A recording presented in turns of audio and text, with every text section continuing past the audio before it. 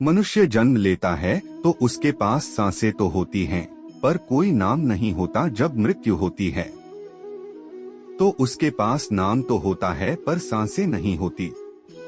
इसी सांस और नाम के बीच की यात्रा को जीवन कहते हैं। न किसी के अभाव में जियो, न किसी के प्रभाव में जियो। यह जिंदगी है, आपकी अपने स्वभाव में जियो। किसी के प्रति मन में क्रोध लिए रहने की अपेक्षा से तुरंत प्रकट कर देना अधिक अच्छा है। जैसे क्षण भर में जल जाना देर तक सुलगने से अधिक अच्छा है। तुम उसके लिए शोक करते हो जो शोक करने के योग्य नहीं है, और फिर भी ज्ञान की बातें करते हो। बुद्धिमान व्यक्ति ना जीवित और ना ही मृत व्यक्ति के लिए शोक करते हैं।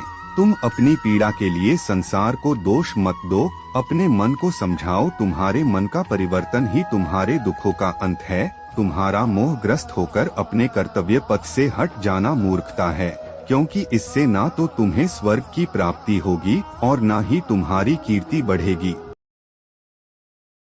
तुम उसके लिए शोक करते हो जो शोक करने के योग्य नहीं है, और फिर भी ज्ञान की बातें करते हो। बुद्धिमान व्यक्ति ना जीवित और ना ही मृत व्यक्ति के लिए शोक करते हैं।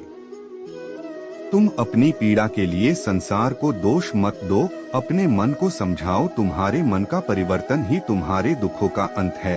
अगर तुम अपना कल्याण करना चाहते हो तो सभी तरह के उपदेशों, सभी धर्मों को छोड़कर मेरी शरण में आ जाओ। मैं तुम्हें मुक्ति प्रदान करूंगा। सुख दुख का आना जाना सर्दी गर्मी के आने जाने के जैसा ही है, इसलिए इन्हें सहन करना सीखना ही उचित है। तुम्हारा मोहग्रस्त होकर अपने कर्तव्य पथ से हट जाना मूर्खता है, क्योंकि इससे ना तो तुम्हें स्वर्ग की प्राप्ति होगी और ना ही तुम्हारी कीर्ति बढ़ेगी। बुरा वक्त आपको जिंदगी के उन सच से सामना करवाता है जिनका आपने अपने अच्छे वक्त में कभी ख्याल भी नहीं किया होता है। मनुष्य की इच्छाएं अनंत है। यदि इच्छाएं पूरी नहीं होती तो क्रोध बढ़ता है, और इच्छा पूरी होती है तो लोभ बढ़ता है। इसलिए जीवन की हर स्थिति में धैर्य बनाए रखे तथा इच्छाएं सीमित रखे। अगर तुम मनुष्य अपना कल्याण चाहते हो तो सभी उपदेशों, सभी धर्मों को छोड़कर मेरी शरण में आ जाओ। मैं कृष्ण तुम्हें मुक्ति प्रदान करूंगा। कर्मयोगी अपने मन और बुद्धि की शुद्धि के लिए ही अपने शरीर, मन, बुद्धि और इंद्रियों के साथ आसक्ति रहित होकर कर्म करते हैं। लोग कहते हैं अपनों के आगे झुक जाना चाहिए, किंतु सच बात तो यह है जो अपने होते हैं वह कभी झुकने नहीं देते। मन चंचल होता है, यह इधर उधर भागता है और किसी भी कार्य की एकाग्रता का दुश्मन है। लेकिन यदि यह व्यक्ति के वश में हो जाए तो इससे अच्छा कोई मित्र नहीं है।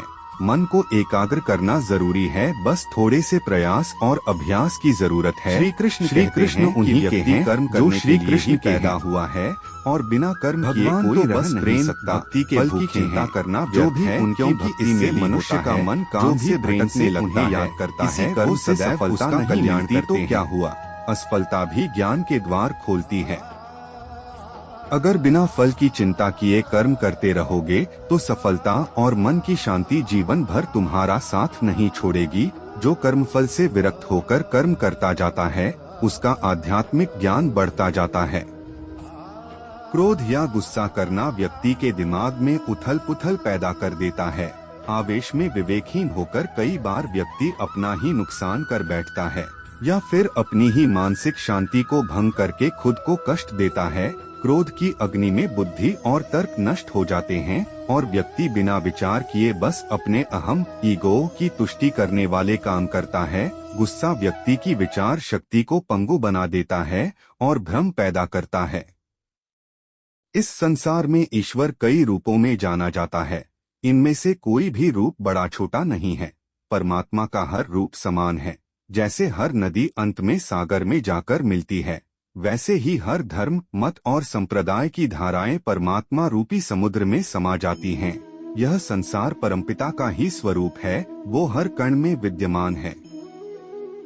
जीवन में संतुलन बहुत जरूरी है। किसी भी चीज की अति करना अच्छा नहीं है। जैसे सुख आने पर प्रमाद करना और दुख आने पर निराशा में डूबे रहना, दोनों ही गलत है। असंतुलन जीवन की गति और दिशा को बाधित करता है, जिससे अनावश्यक कष्ट और दुखों का जन्म होता है।